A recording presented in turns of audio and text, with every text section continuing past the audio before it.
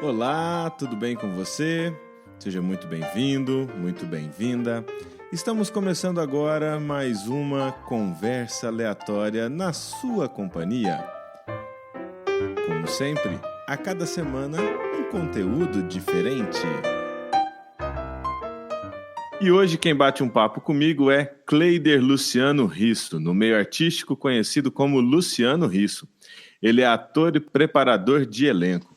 Tudo bem, Cleider? Seja bem-vindo. Um prazer enorme falar contigo. Poxa, tudo bem, Giandri? Prazer é meu, que saudade. Muito feliz de estar aqui conversando com você. Grande iniciativa. Faz um tempo já que a gente não trocava uma ideia, né?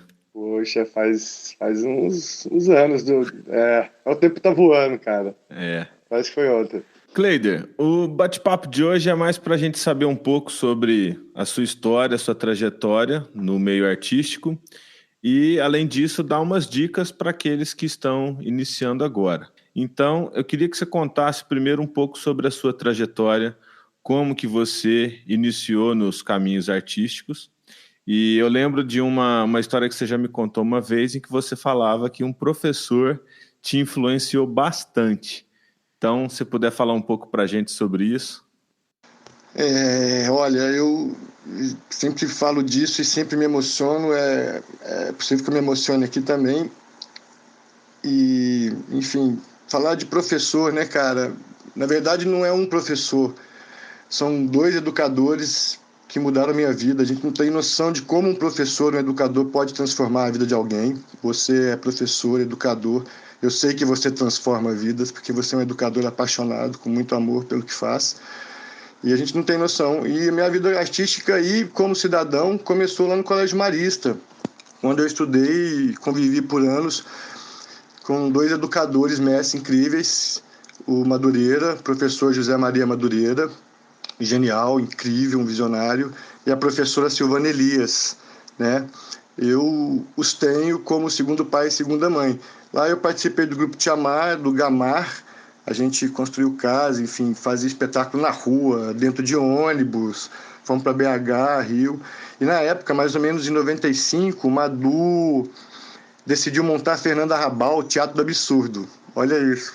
A gente ensaiava com ele escolheu cinco, como eu havia dito. Desses cinco, quatro decidiram viver de arte, se tornaram artistas, né? O Fred, a Fabiola, o Valtinho e eu. E o Paulo Guilherme, Paulão, virou doutor em transplante de medula óssea. Beijo em todos. E tudo começou lá, na época. Meu primeiro espetáculo antes desse foi em 93. Nem Tudo Está Azul, no País Azul. É o começo de tudo. Da Silvertoff, esse texto. De lá para cá, entre intempéries, bonanças, eu venho construindo a minha jornada, né?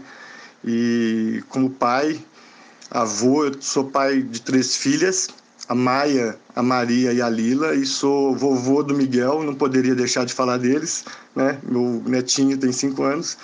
E aí vai mais história, né? Como educador, como artista, aí eu vim aqui para São Paulo, mas vai mais conversa para a gente contar aqui nessa prosa boa. Então, hoje eu trabalho em São Paulo, eu moro em São Paulo, transferi para cá em 2006, eu tive um tempo que eu saí daqui que eu fiquei em Uberaba, justamente dando aulas de circo no colégio Dr. José Ferreira. Fiquei 2 anos em Uberaba, entre 2008 e 2010, por aí.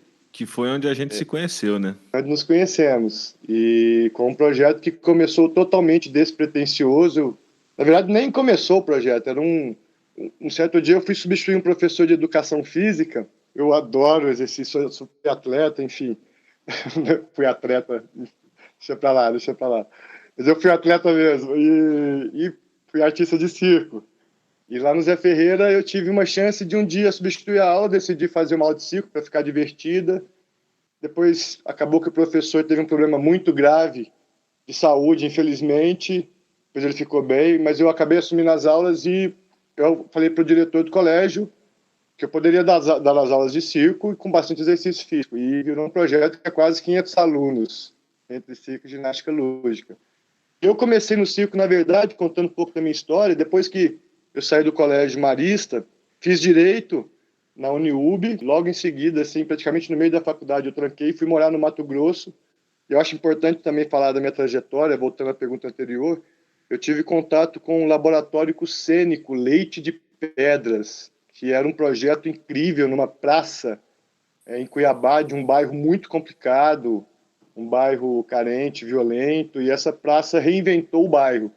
E lá eu fui dar aulas de teatro e clown e aprendi praticamente tudo que eu sei de circo. Até acrobacia aérea, num trapézio solo, eu aprendi lá um pouquinho, com professores incríveis. Um dos professores já havia trabalhado no Circo Soleil e morava em Cuiabá.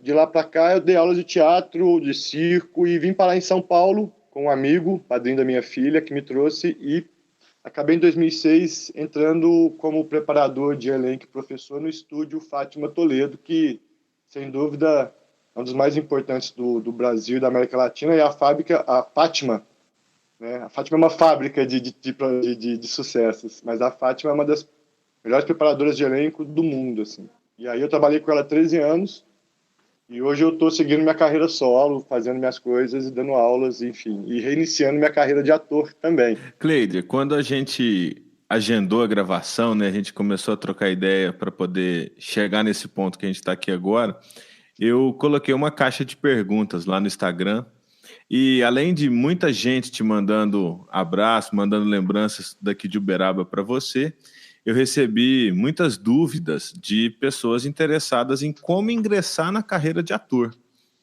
E hoje você que está aí num Legal. grande centro, poderia ir dar umas dicas para essa moçada? Olha, a primeira dica que eu tenho, especialmente para os pais que têm filhos, né? Essas perguntas certamente foram das pessoas mais jovens, mas pode ser ter pais escutando que tem filhos muito talentosos, que a gente vê filho com 4, 5, às vezes com um aninho você vê uma verve artística ali muito incrível. Primeira coisa é estudar, se formar, se preencher, né? Quando infância, e não se preocupar com isso. Para quem já é mais velho, vamos dizer que já está no ensino médio, pensando em ser artista, eu digo a mesma coisa. Primeiro caminho é o teatro. Eu encontrei muitos atores muito bons no cinema, na TV, e os melhores, a base veio do teatro. Então, quem quer começar tem que fazer teatro, sem a pretensão de ser famoso. Eu acho que também tem uma grande ilusão, principalmente quando a gente é do interior. Eu jamais imaginava fazer o que eu fiz na minha vida. Eu tinha um sonho de vir para a capital e fazer coisas, enfim. Nunca pensei em ficar famoso. Quem me conhece sabe disso. Eu tinha um sonho, às vezes, de ter um carro e sair pela estrada, mundo afora, fazendo espetáculos. Mas a primeira dica é estudar pra caramba, ler muito, assistir muito cinema e assistir teatro. Eu morava em Uberaba, como aí tinha poucas opções de teatro e de espetáculos, e na época não tinha internet, não tinha como comprar bons livros, eu gastava todo o dinheiro que eu ganhava. Eu comecei a trabalhar com 15 anos, viajando, e depois, mais velho, eu vinha fazer cursos, e enfim, ir para comprar livro, música, assistir coisas diferentes em São Paulo. A gente tem que primeiro se preencher, ter repertório. Acho que é o primeiro caminho. Aí eu já aproveito e emendo uma outra pergunta, já que você falou que a base de tudo é o teatro. Quais são as principais diferenças entre atuar em teatro e atuar em TV? E aí, não sei se a gente pode juntar o cinema com a TV. Eu costumo dizer que o ator, não existe ator de cinema, ator de teatro, ator de publicidade, de comédia, enfim. O ator é ator. A diferença é como se fosse um dimmer de luz, da intensidade de como ele vai expressar aquilo para quem está assistindo. No teatro, se você estiver num palco, você pode ter um palco pequeno, com um público pequeno de 30 pessoas, ou você pode fazer como lá no Zé Ferreira, que era para 1.000 pessoas. E não tinha microfone no início. Então você tem que projetar a voz, projetar o gesto. Eu costumo dizer que a gente tem que empurrar o gesto e a voz e o que você está sentindo lá para a última pessoa que está assistindo. Seja numa praça, que nem uma vez eu fiz um espetáculo em Ouro Preto, uma vez em Guadalajara, tinha 300 pessoas numa praça aberta, você tem que ser maior, sua voz tem que ser mais forte para que todos vejam e sintam. Na TV é um pouco mais sutil, porque o equipamento capta sua voz, seu suspiro, o cinema também. Mas o cinema e a TV tem uma diferença do ritmo de feitio da coisa, de como é que se faz. A TV é mais industrial, né? O cinema, eu costumo dizer que é mais artesanal. Então, aí entra o dimmer do ator, da intensidade para o cinema e para a TV também. No cinema, você tem mais tempo de compor, de criar, de sentir. A TV é um pouco mais difícil. E a diferença entre esses três está nisso, de saber lidar com a intensidade de como você vai colocar o que você está sentindo para a câmera. Ou para o público, no caso do teatro, que não tem câmera. Mas o olhar é a câmera mais intensa que existe. Embora a câmera seja assustadora, um público tem uma intensidade que não assusta, mas provoca bastante a gente. Dá um frio na barriga, é muito bom. Essa moçada que está começando agora, essa meninada que está até ouvindo a gente, e está ali, aqui em Uberaba, no interior do país, está ali no teatro, estudando, que caminho que ele tem que percorrer para ele chegar num grande centro? Olha, cada um tem a sua história, né? Eu costumo dizer que se você nasceu para ser artista, você não vai ter como fugir disso, né? Se você nasceu para ser famoso, você vai ficar buscando isso. São duas coisas bem diferentes. E quem está no interior, eu vou falar por mim, não existe você estar é bem mais difícil morar no interior, verdade. Assim. Braba tem uma cultura pouco voltada para esse fazer teatral, embora ele tenha grupos de teatro. Eu digo no sentido, qualidade do fazer teatral, embora tenha artistas magníficos, o próprio Madureira. Mas é uma cidade que não tem tanto intercâmbio com Rio, São Paulo e outros lugares. E quem busca isso, primeira coisa, é se preparar muito, porque é um mercado muito competitivo, e vai se destacar nesse mercado quem realmente for artista e não quiser ser só ator ou atriz. Então, se tiver apoio dos pais, melhor. Eu, no início, eu não tinha muito, depois, de mais velho, que eu fui ter essa compreensão, né? Porque artista é uma carreira difícil. Enfim, os pais nem sempre conseguem compreender que também é um meio de vida, embora não seja você vai ficar milionário se você não for famoso. Mas o melhor caminho é você se descobrir, né? E ter certeza que aquilo realmente vai ser sua vida. Não tem uma fórmula para vai para São Paulo, vai para o Rio. O melhor caminho é você se escutar. Eu acho que como artista, como educador, o que eu posso dizer é escutar seu coração, sua alma, sua vida e saber, eu realmente vim no mundo para fazer isso. Eu me vejo daqui 10, 20 anos criando, produzindo como artista. Se isso realmente for verdadeiro para você, aí você vai tirar seu caminho, faz uma faculdade, faz cursos, pode ficar em Uberaba e fazer como eu fiz, viajar para vários lugares e assistir espetáculos, se preencher. Mas o principal caminho é começar pelo primeiro passo dentro de si mesmo, se conhecendo.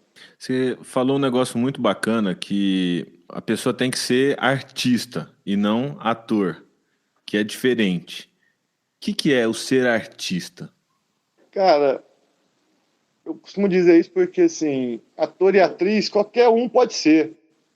Tem até novela que teve animal que se destacou, teve burro, teve macaco, que se destacou mais que outros atores ali em cena. Embora tivesse grandes atores contracenando com esses animais. Mas, com todo respeito a quem estava nas cenas, se me ouvir isso, mas o artista, ele é questionador, ele se deixa afetar pela vida, ele quer transformar o mundo, ele é um reflexo do mundo dele, do tempo dele, ele recria, ele reinventa, ele é inquieto, né? Ele é generoso, ele é preocupado com o outro, ele quer o bem da humanidade, do mundo, e usa a sua arte para comunicar isso. Então, o ator, ele quer ser famoso, a maioria quer ir para Globo, fazer novela e tal. Eu tinha um sonho quando era criança, esse sonho eu realizei, rodar um longa como ator. Quando eu comecei a fazer teatro e vim para São Paulo, eu falava, cara, a única coisa que eu quero fazer um dia é um filme. Não sei com quem, como.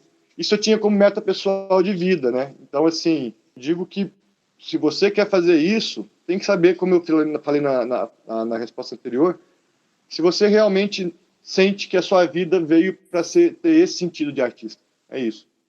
Cleidão, no início da sua carreira, lá nos anos 90, 1990, possivelmente você teve que conviver com o preconceito em relação à sua escolha de ser artista.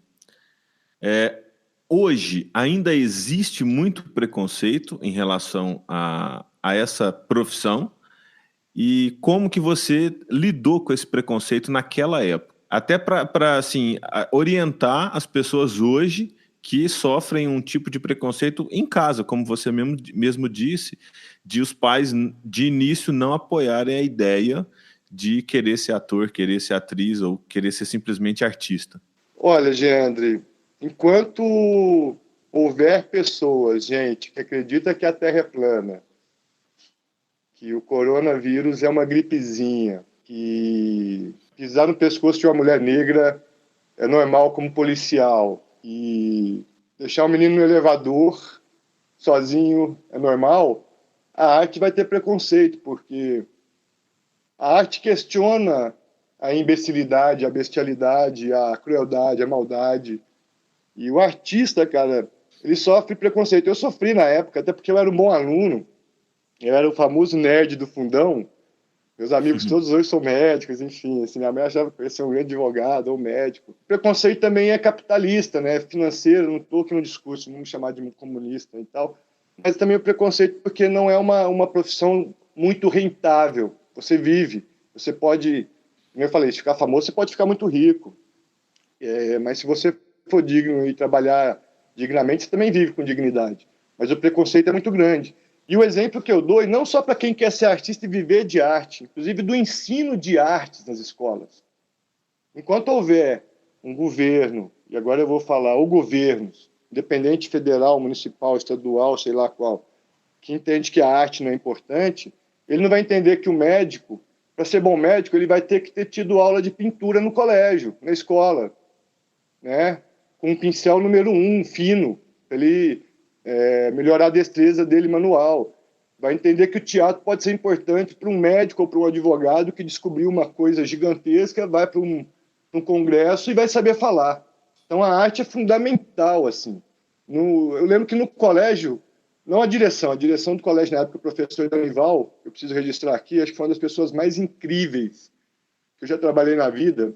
Ele entendia a educação como uma arte de formar pessoas. No próprio colégio haviam professores, geralmente da área de exatas, né, que tinham um certo preconceito com a arte. Você lembra disso? Lembro. Até o dia que eles viram que era importante e até interdisciplinarmente. Eu lembro que teve um professor de física que depois que entendeu que era importante, foi um que me falou, para que vai ensinar circo aí? Eu lembro que depois, numa prova do terceiro colegial, ele fez uma questão lá, bem legal, de qual era a velocidade que a pessoa tinha de alcançar para dar um salto a tal altura. Ele entendeu o que era importante. Ele entendeu também o colégio, que depois tivemos grandes artistas que fizeram parte dos musicais da Miriam Morel, do circo, do teatro, e se tornaram grandes médicos.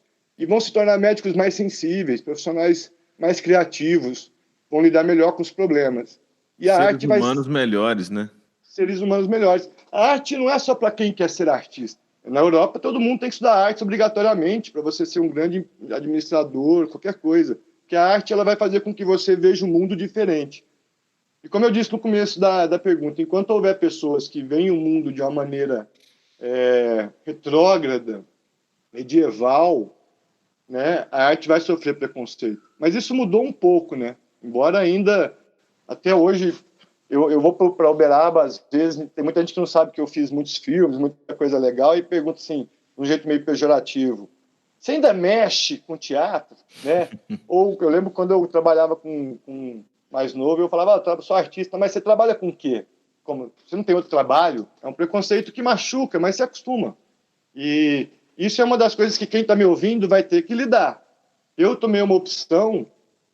de fazer direito, ter uma profissão, e eu diria isso para todo mundo que está me ouvindo, e assim é com grandes artistas, você ter uma outra profissão que lhe garanta períodos muito difíceis como o que a gente está vivendo agora. Eu estou trabalhando, o cinema parou, tudo parou, eu estou fazendo outras coisas muito ligadas ao direito, porque o artista é como roteiro de cinema, como diz Tarantino, é um up and down. O artista ele vive mais esse up and down, porque... Num país que não tem valor à cultura, a gente não tem nem secretário de cultura, imagina como é que viver ser arte e fazer cultura num país assim, onde tem um negro racista, uma fundação de negros, de pretos, tem um preto racista. Como é que você faz cultura? Vai ter preconceito, cara. E como lidar com o preconceito dentro de casa? Dos pais, por exemplo. Você ainda ali adolescente, estudando, terminando ensino médio...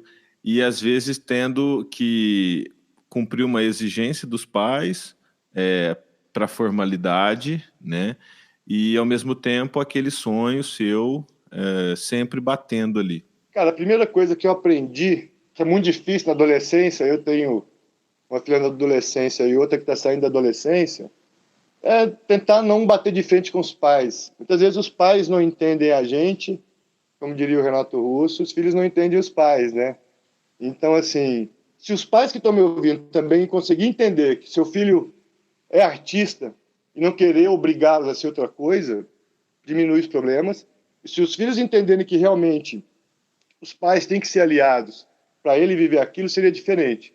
E uma coisa que eu decidi para ninguém questionar na minha casa, a minha primeira obrigação era estudar. Então eu era bom aluno.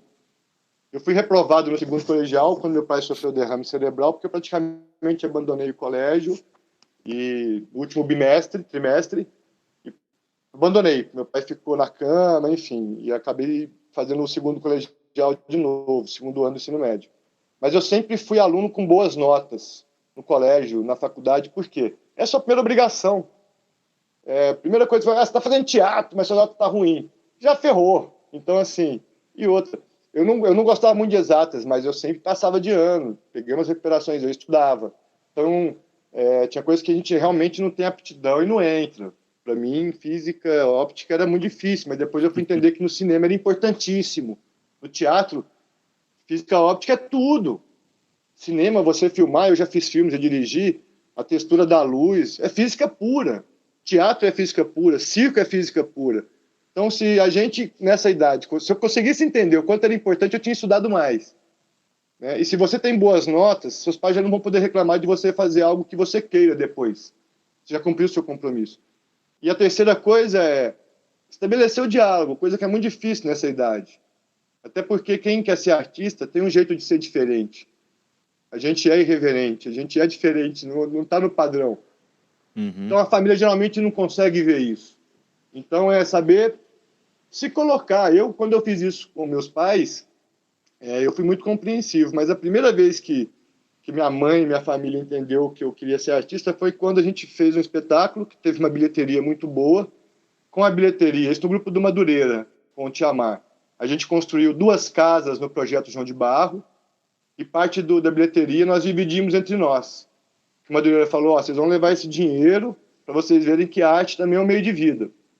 E eu passei em casa, antes de chegar em casa, eu passei no supermercado e fiz uma feira e levei comida para casa. Falei, minha mãe, onde você roubou esse dinheiro? Falei, roubou não, onde você arrumou esse dinheiro? Falei, pô, mãe, bilheteria, teatro. Ela começou a ver diferente e respeitar mais. Embora até depois de mais velho não tivesse me apoiado muito. Mas ela tinha de aceitar porque ela sabia que ela tinha um filho artista em casa. Era um pouco assim. É o tempo, né? Cleidão, meu amigo, agradeço demais por esse bate-papo. Curti pra caramba falar contigo. Mais uma vez, obrigado por ter aceitado o meu convite e um abraço forte para você. Eu que agradeço, André. Que demais essa iniciativa. Adorei a prosa. Um abração também para todos que estão nos ouvindo. Grande abraço. Valeu.